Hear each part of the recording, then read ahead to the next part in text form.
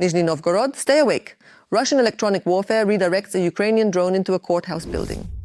Logistics lockdown. Luhansk is completely blocked off. Russian army mutiny. Contract soldiers are whining and begging to be sent home. Crimea has come to a standstill. There is absolutely no gasoline left on the peninsula. The Ukrainian armed forces have launched a counteroffensive on a broad front in the Zaporizhzhia direction. Zelenskyy wrote a tough letter to Trump. How did the White House respond?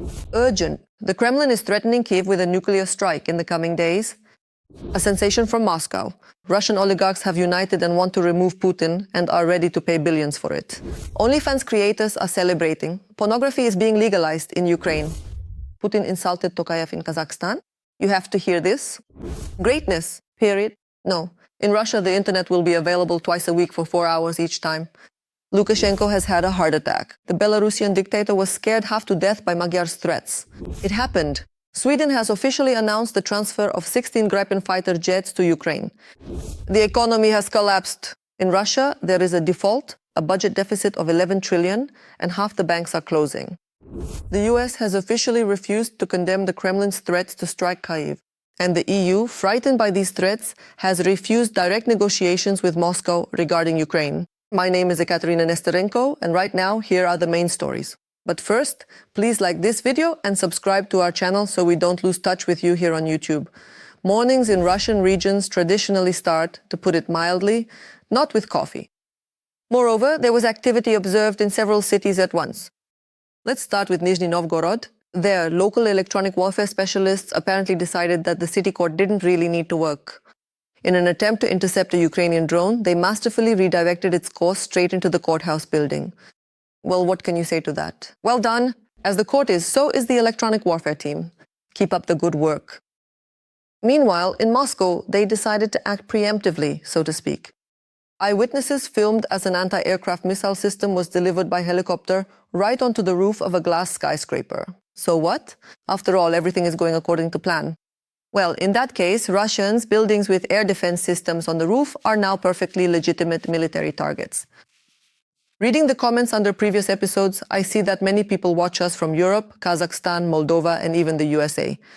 We Ukrainians are grateful to you for your support and proud to have such sensible viewers. Write under this episode which country you're watching us from and whether people there support our fight against the empire of evil. I always enjoy reading your comments, and in the meantime, we continue. Next comes the most interesting part. Crimea, Nizhny Novgorod, Tuapse, Taganrog, Voronezh, and occupied Donetsk. Military targets in these cities were attacked by Ukrainian drones. Madyar's birds are literally destroying Russian enterprises that supply Putin's army, and the consequences of these strikes are already being felt. It's heating up all across Russia, from Voronezh to Tuapse. Good morning indeed. For the 5th time this spring, the Tuapse oil refinery has been hit by Ukrainian armed forces strikes. Unbelievable. A missile just hit. Actually, 2 missiles. Explosions were also heard at night in Taganrog.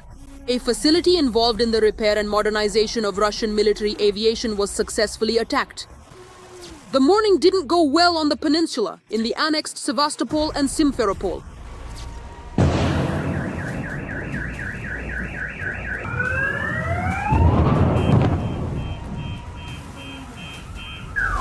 At the Edenyne oil refinery, they are talking about strikes on the Baltimore military airbase in Voronezh.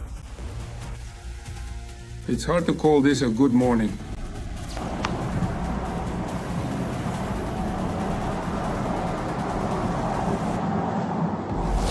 In Simferopol, according to propagandists, a missile hit the building of the Southern Directorate of the Central Bank. In the area of Gogol Street, according to preliminary reports, a missile also damaged an administrative building that had not been used for a long time. But the actual target was the headquarters of the Black Sea Fleet Air Force on that same Gogol Street. However, no photos or videos from there are being shown. Only local residents are sharing information online.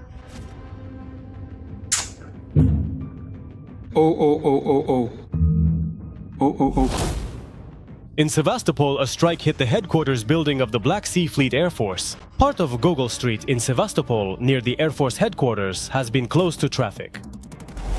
The occupied part of Donetsk region also lost important facilities for the enemy. What happened Locals saw a glow in the sky and heard explosions in Donetsk and Makivka.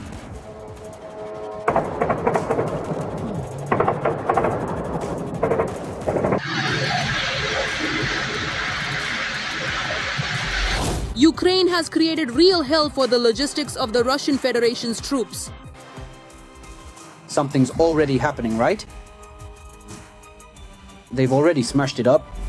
Key supply routes in the occupied areas of Ukraine have come under fire from the Ukrainian armed forces.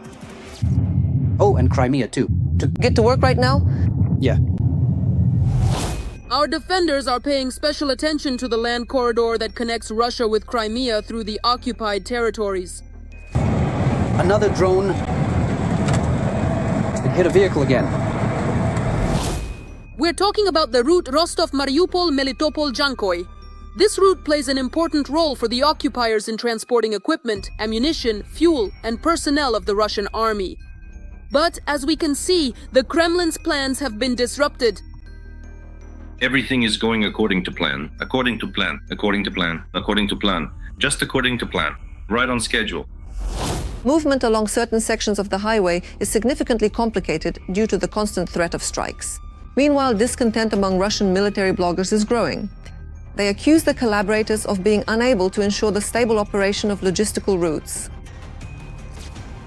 Hornet kamikaze drones are now flying more than 150 kilometers from the front line, reaching the Veselo-Voznesenka checkpoint on the administrative border between the DPR and Rostov region. All enemy equipment is under attack. Cargo trucks, fuel tankers, fuel and lubricant depots, and transport hubs used to supply Russian units. And there is already an effect. The Russian Federation is already preparing restrictions on fuel exports. You drive through Melitopol and there's no gasoline anywhere. The Kremlin is considering the possibility of banning the export of diesel and kerosene after a series of attacks. Hooray!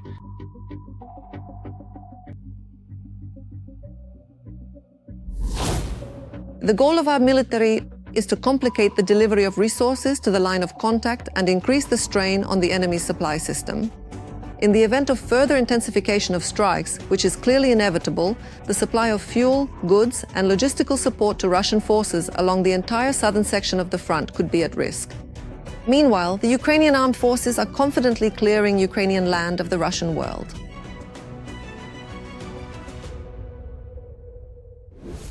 Ukraine's defense forces have imposed a real logistical lockdown on the occupiers. While British intelligence reports colossal losses for the Russian army, almost 500,000 soldiers killed, our fighters are methodically burning out the enemy's rear positions. Let's start with the south. In occupied Crimea, there is an acute gasoline crisis. Gas stations are running empty, and large-scale fuel problems are being reported on the peninsula. The enemy army could be left without wheels. At the same time, in the Zaporizhzhia direction, there is an intense safari targeting enemy equipment. Drone pilots are dropping kilograms of explosives right onto the occupiers' heads. Meanwhile, the Russian fake about Ukraine losing Vozdvizhenka in Zaporizhzhia has been completely debunked. Deep state analysts have confirmed that the Russians who entered there 3 weeks ago have been completely eliminated or taken prisoner, and their tricolors destroyed. Right now, the enemy is also facing real hell on the Uglegorsk-Debaltsev highway, deep in the Russian rear. The road is under the complete fire control of our UAVs. Ukrainian drone operators are skillfully destroying enemy supply lines with strike drones. Military trucks burn every day, and ammunition is scattered for dozens of meters. The occupiers themselves admit in panic. It's now impossible to get to Luhansk. The enemy's supply arteries have been cut. Against this backdrop, real panic and division are beginning to spread among the Russians on the front line. The invaders, in rage and despair, are sending messages home cursing the Kremlin regime. They say the authorities have betrayed them, sending them to die, but unable to protect their families.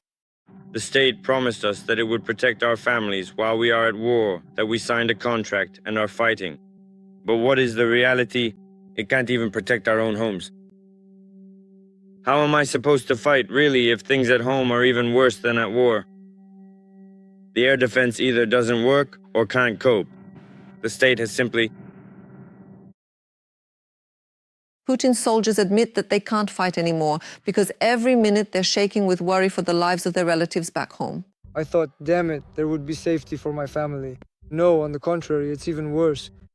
Everything is flying our way. Missiles, drones, all of it. People are suffering. My sister, she developed asthma, and my niece too, chronic asthma. They're struggling to breathe, and they're not given any medicine. They say, go to work. How can you go to work when all this is flying around? If you go outside, you'll get hit. And you're right to be afraid, because there's a real reason to be. I never cease to admire the courage and heroism of Ukrainian soldiers. They are holding the front and standing up to a huge horde that vastly outnumbers them. That's why I urge you to support the armed forces of Ukraine, and if you can't do it financially, write them words of encouragement in the comments. I know they're watching us. Russian oligarchs and Kremlin officials dream of removing Putin. Both independent analysts and the so-called Z-bloggers are convinced of this. According to Israeli political strategist Mikhail Scheitelman, at least half of the oligarchs dream day and night of getting rid of the bloody Tsar. Scheitelman also believes that Putin is in a panic-stricken fear of his own soldiers. He has completely stopped trusting the military. He's simply afraid of them. He'll go to a military unit and they'll take him out there.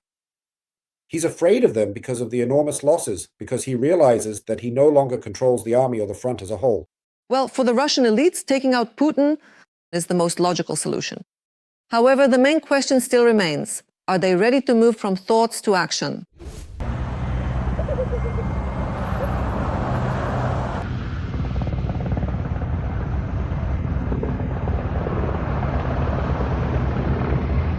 A helicopter in the sky, a special vehicle with electronic warfare, and an armored combat vehicle with a machine gunner. A frightened Putin turned his visit to Astana into a full-blown special operation. To make it alive to the talks with Tokayev, the balding old man ramped up his motorcade to the point of absurdity.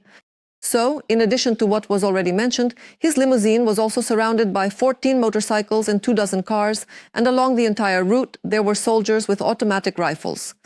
Back in early May, according to Western intelligence, the media reported that the Federal Protective Service had taken unprecedented security measures around Putin. The Russian dictator stopped traveling to Valdai and now works exclusively in secure bunkers. However, when Putin finally made it to Tokayev, the old man's fears were replaced by joy. In Kazakhstan, he was greeted with pomp, a flyover by aircraft, and the Russian tricolor.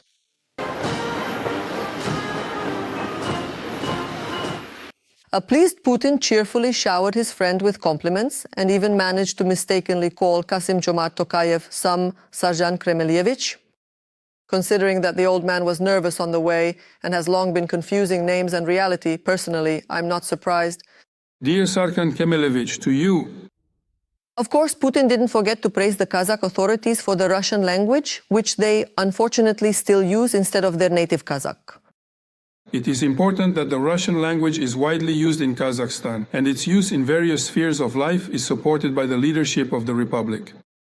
In response, the president of Kazakhstan also showered him with compliments, calling Putin a faithful, victorious missionary. You are leading the country through the most difficult period of total restructuring of the modern world order.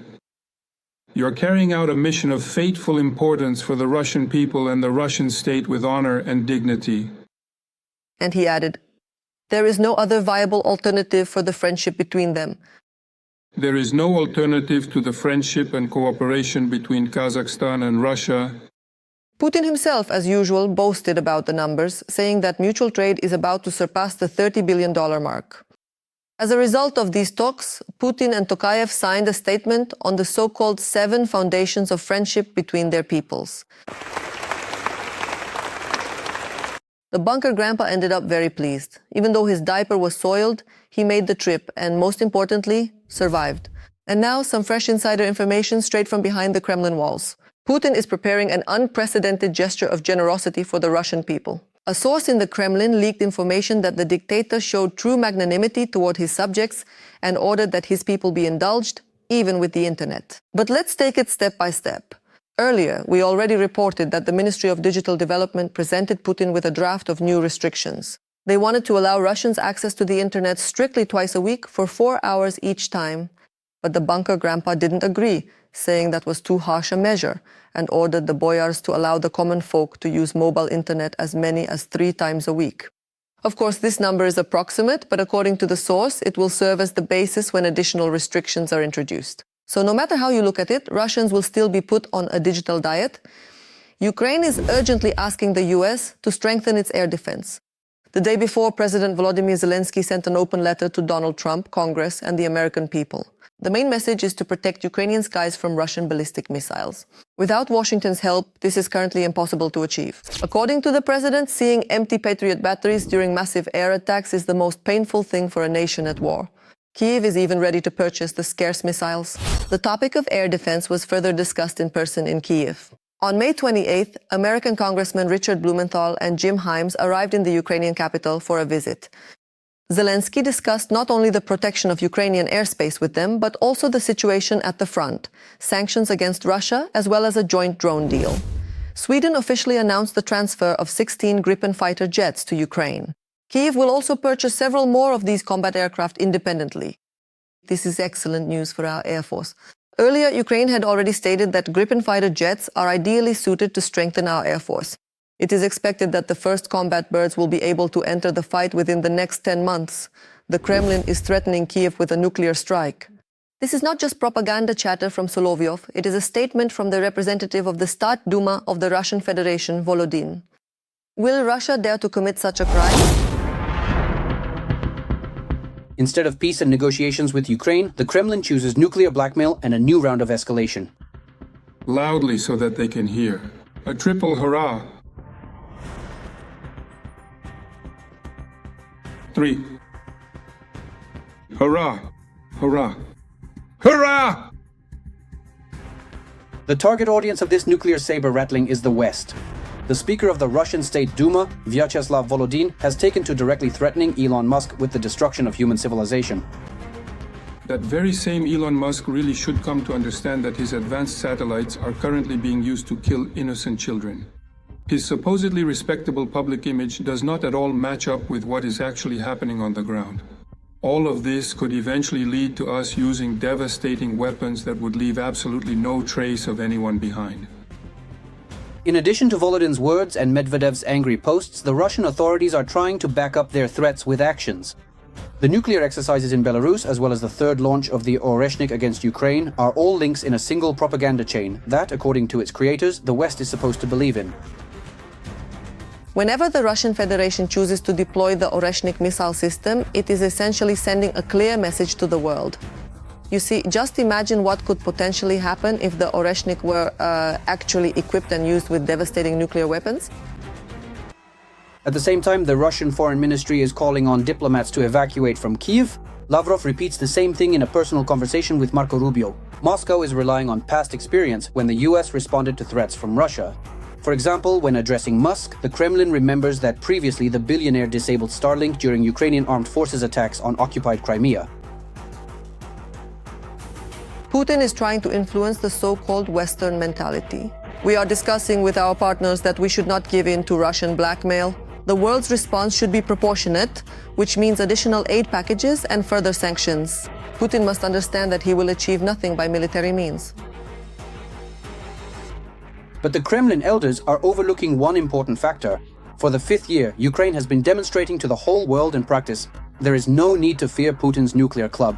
You can blow up FSB headquarters, set fire to the largest oil refineries, sink the Black Sea Fleet, and destroy strategic aviation. And the sky won't fall to the ground. The strategy of intimidation works only in the first month, and this applies to the local population in any country where there is a war. This also applies to the allies of the country at war. This is a well-known fact because by the 5th year, war becomes routine.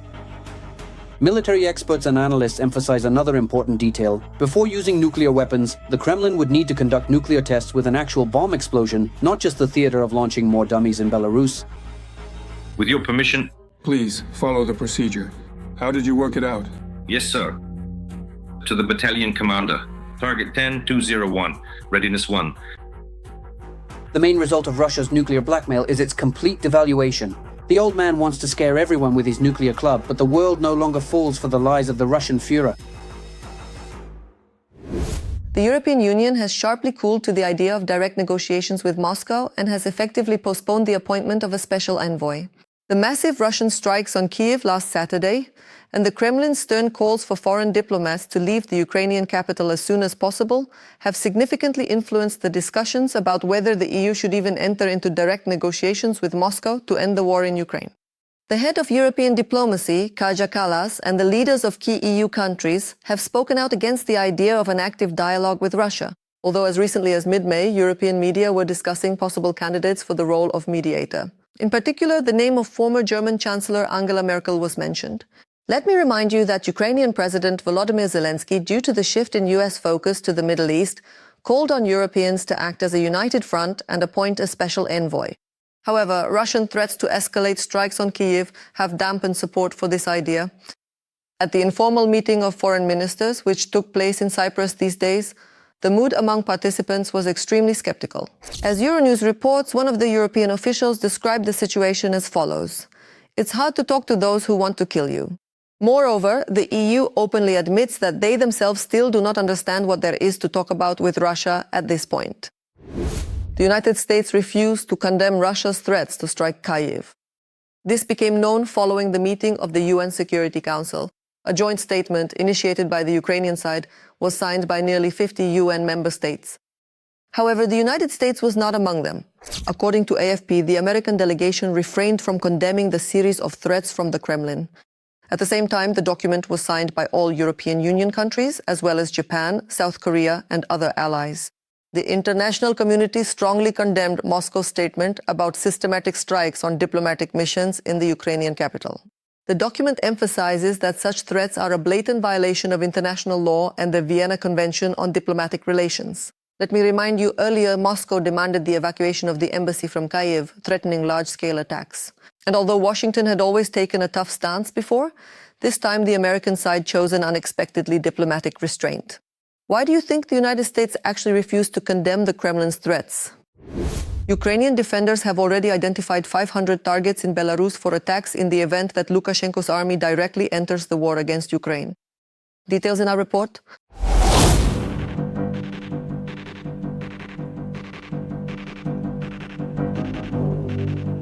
A new argument for Lukashenko not to get involved in the war against Ukraine. The first 500 military targets in Belarus are already known and identified. If the Ukrainian armed forces see that a new invasion from the north is inevitable, Kyiv will strike first, destroying the offensive potential of what would then be the enemy.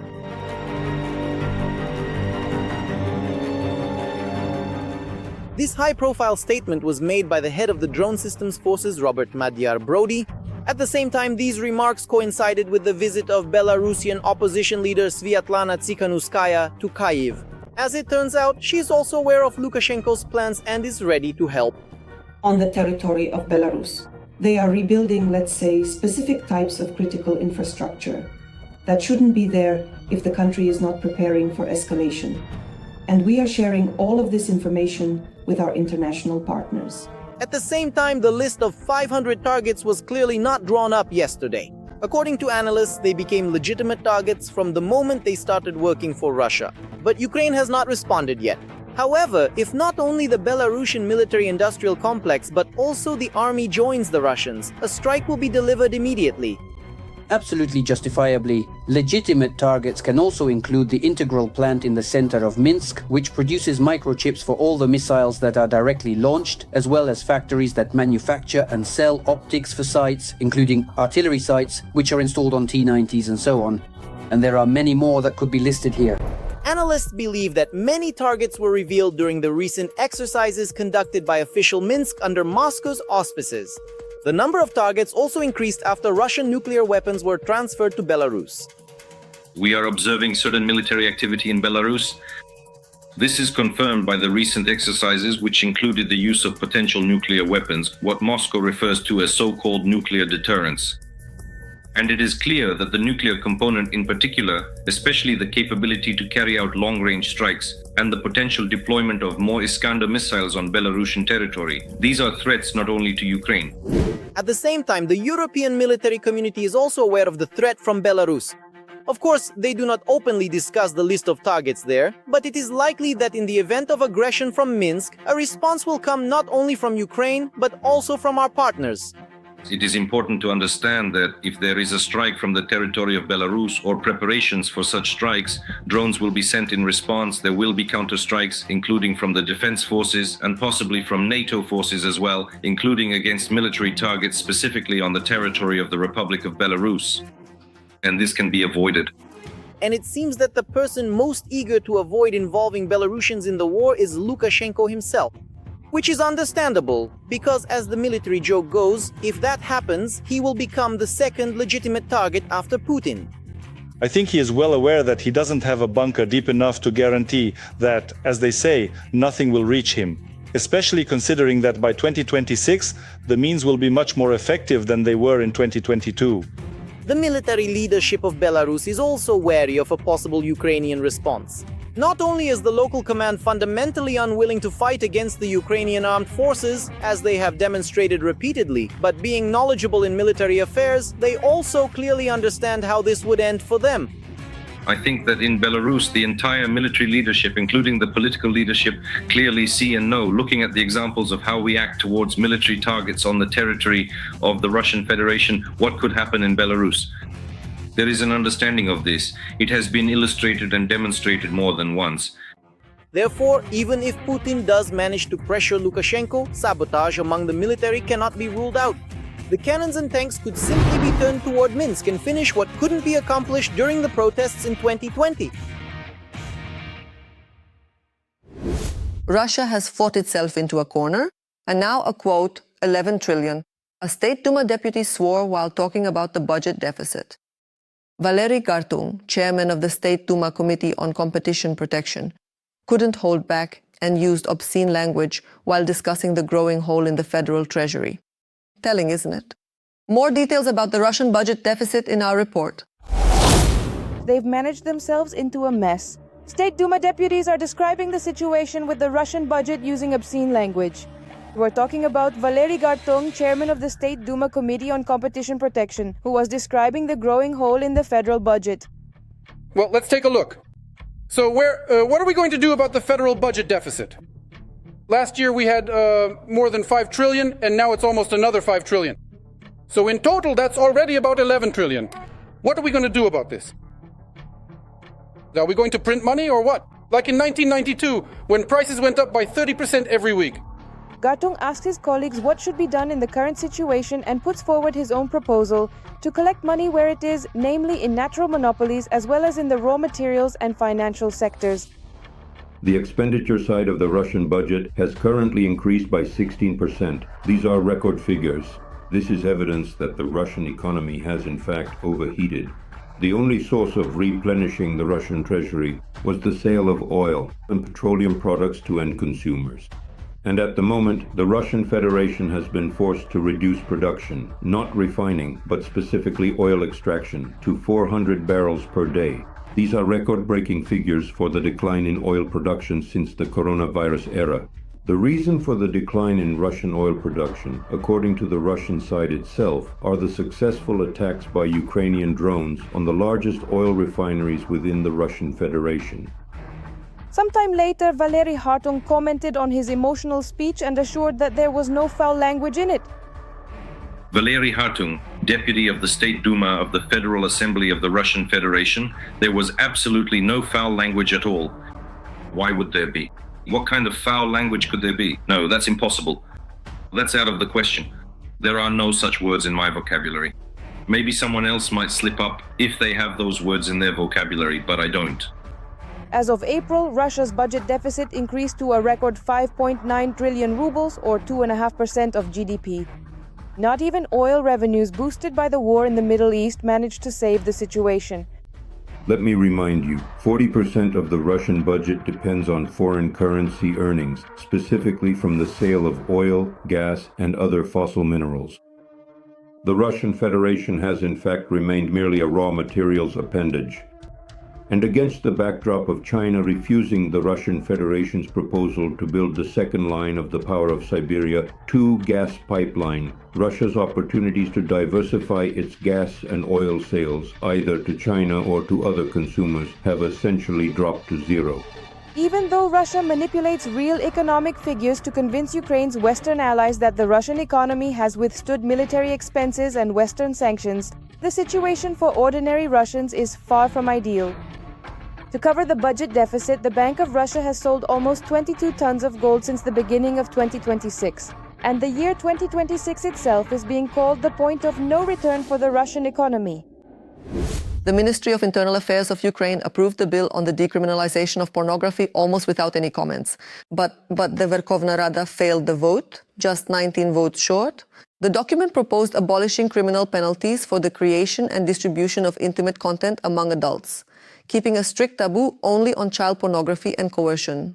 The authors of the bill called this a rejection of the Soviet legacy and even a step toward European integration. The initiative was supported even by the Ministry of Internal Affairs. The impetus for such a reform was a recent high-profile scandal when the SBU caught high-ranking police officers protecting webcam models. Some members of parliament stated that the bill was raw and that the risks of coercion and minors accessing such content remained high. As a result, the vote failed. And what do you think about such a reform? Do you support it or not? Write your opinion in the comments. I will definitely read them. That's all for now. Give this video a like and don't forget to subscribe to our channel Ukraine Today so you don't miss our next episodes. See you next time.